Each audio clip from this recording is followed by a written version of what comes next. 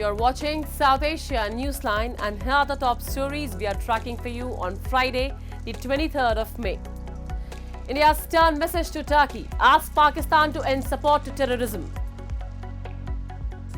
Activist alleges slow genocide by Pakistani State in Balochistan. And Bangladesh interim government head Yunus mulling resignation, says report.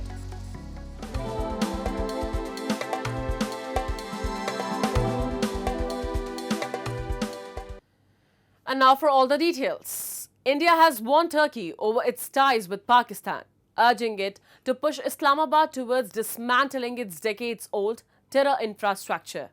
This comes as India is engaging with multiple countries, reaffirming New Delhi's zero tolerance towards terrorism as part of its Operation Sindoor. India's Foreign Ministry spokesperson on Thursday issued a stern message to Turkey, saying that India expects it to strongly urge its ally Pakistan to end support to cross-border terrorism and take action against the terrorist ecosystem. The remarks come amid a strained relationship between India and Turkey, triggered by the latter's remark condemning India's strikes on terror camps in Pakistan. Pakistan also used Turkish drones on a large scale during the military conflict with India that followed. We expect Turkey to strongly urge Pakistan to end its support to cross-border terrorism and take credible and verifiable action against the terror ecosystem that it has harbored for decades now. And relations, as you know, are built on the basis of sensitivities to each other's concerns. Meanwhile, all-party delegations from India interacted with top leadership of UAE, Russia and Japan on Friday. New Delhi has sent a total of 7 such delegations to nearly 32 countries to present India's perspective to the global community after Operation Sindoor.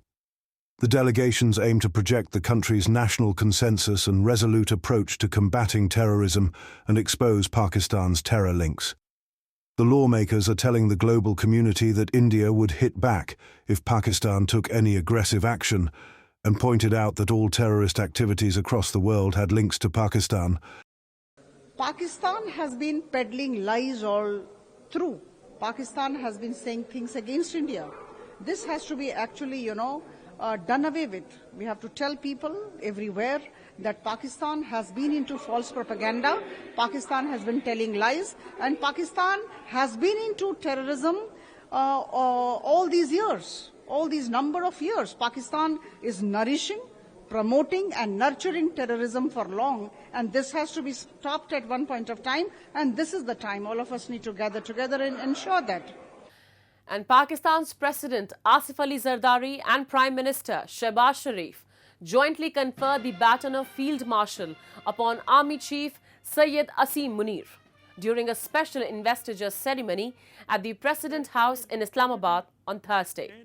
The ceremonial promotion to 5-star rank was conferred to Munir by the Pakistan government earlier on Tuesday for his role in the military operations during the days of heightened tension with neighboring India.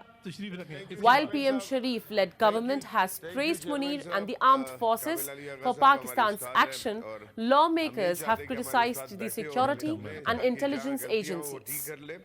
Senator from Balochistan Umar Farooq questioned the ability of Pakistani forces in responding to Indian actions under Operation Sindoor and said what were the agencies doing if India could strike in Chakala, which is hardly 7 to 10 kilometers from Pakistan Army's general headquarters.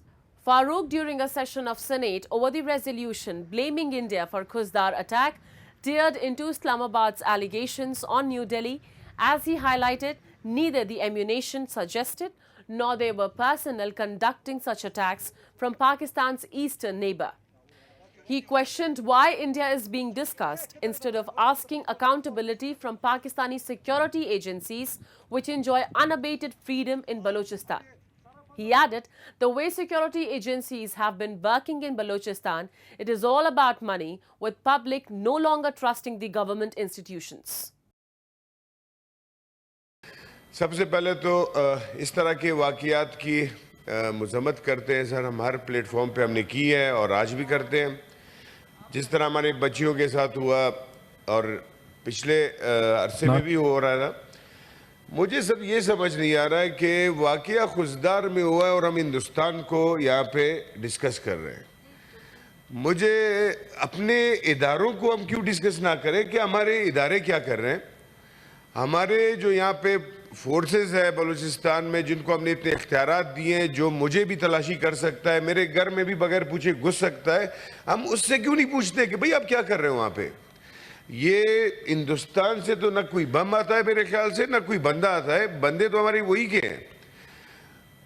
जिस तरह अभी ये recent वाक़यात गुजरे पाकिस्तान और हिंदुस्तान की लड़ाई का, जिसका हमने मजम्मत भी किया है, लेकिन किसी ने ये नहीं पूछा कि GHQ से 5 किलोमीटर चकलाला एयरबेस तक ये ड्रोन कैसे पहुंचा। Moving on, Baloch activist Hakeem Baloch has made a stirring appeal from London, highlighting what he describes as a slow genocide in Balochistan. He called for urgent international intervention, citing mass disappearances, suppression of peaceful voices, and the militarization of the region. Hakeem Baloch, from the Baloch National Movement's Foreign Committee, has termed the situation in Balochistan a slow genocide, led by the Pakistani military and state, as he highlighted over 20,000 people have been forcibly disappeared, many for more than a decade. If you lose something, if something, that you love, that you care, and that is missing, say for a day or two, you will feel that pain. They're like human beings. Someone's father is missing for 15 years, someone's son is missing for 10 years, someone's brother is missing for 7 years, and they're protesting day in, day out. They say in Balochistan that's like, if a missing person's body recovers, that family is lucky. At least they got their loved one's dead body. The activist condemned the crackdown on peaceful activists like Marang, Bebag, Saida Baloch and Sami Deen Baloch, stating they face detention and harassment for demanding basic rights. Even their relatives are being targeted to silence dissent. He also criticized the China-Pakistan Economic Corridor, calling it a project imposed on the Baloch people which has only led to displacement, no local benefits, and a rising military footprint. He urged the international community not to ignore, but to intervene immediately. The world must understand that, by ignoring this long-going struggle and the genocide of the Baloch people will bring consequences to them, because the more support Pakistan will get from the world, like we've seen IMF passed a bill to Pakistan, that is going to be used, in favor of terrorism, not against terrorism. So the world needs to be much more careful, much more cautious how they're going to deal with the situation.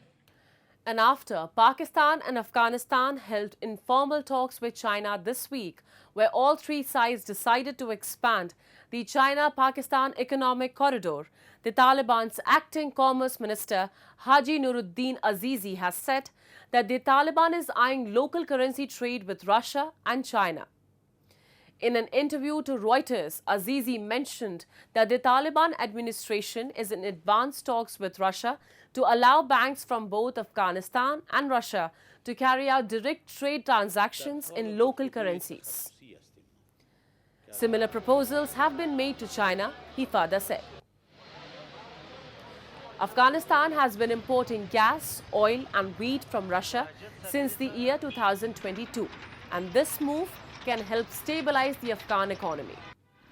Currently, both the countries conduct annual trade of around $300 million, and the Taliban is expecting to increase the investment flow from Russia, especially in petroleum and plastic products. This initiative is being taken in order to reduce dependence on the US dollar. Due to the sanctions on Taliban, Afghanistan's economy has faced huge losses, including the sharp reduction in US dollar inflows and aid cuts.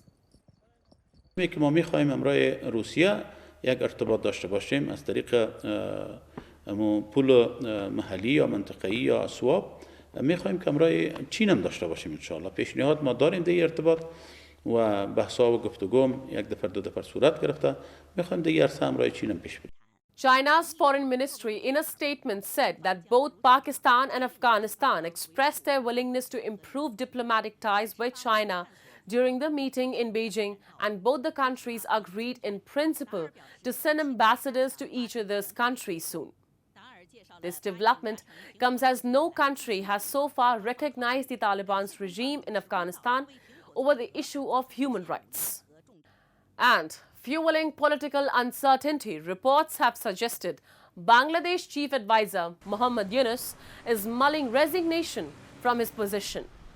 According to the Dhaka Tribune, Yunus has reportedly expressed frustration and anger over the state of affairs in the country. Local media reports quoting sources have said Yunus in a cabinet meeting said if he cannot perform his duties and implement the reforms, what's the point of remaining in office, as he highlighted the daily blockades, lack of consensus among political parties regarding reforms and the non-cooperation of various parties in state affairs. The development was confirmed later on Thursday evening by convener of National Citizen Party, Naheed Islam, who is in a conversation with BBC Bangla, said Yunus has expressed concerns about his ability to work under the current situation. The report said Yunus conveyed to Naheed Islam, if the political parties want him gone and don't trust him, then why should he stay? Selected by the protesters led by Naheed Islam, Muhammad Yunus was made the chief advisor of the interim government after mass protests toppled the last elected government of Sheikh Hasina in August 2024. His administration has, however, been under fire from political parties over the date for fresh elections. And amid several right-wing forces extending their support to reviving the Hindu kingdom and monarchy, the Nepal government has issued a stern warning against royalist groups that have decided to reinstate the Hindu state. The Minister of Communication and Information Technology, Prithvi Subha Gurung, said that while the government has allowed the monarchists to express their views against the constitution and the Federal Democratic Republic, it will not be the same forever, and if necessary, the government may impose restrictions. The government will not always passively watch the activities of the monarchists, he further said. Several right-wing forces extending their support to the revival of monarchy and the Hindu state united around the Joint People's Movement Committee, led by leader Nabarat Subedi, and declared a decisive agitation starting on May 29. Gurung also said that government's generosity to permitting the royalist groups to hold gatherings and express their views should not be taken as its weakness or cowardice. The former king of Nepal, Gyanendra Shah, had earlier invited a few pro-monarchy leaders and held talks over several aspects of the royalist movement. The Subedi-led committee and the Rashtriya Prajatantra Party will lead the upcoming movement starting next week. That's all in tonight's edition. We will see you same time next week. Have a great weekend. Good night.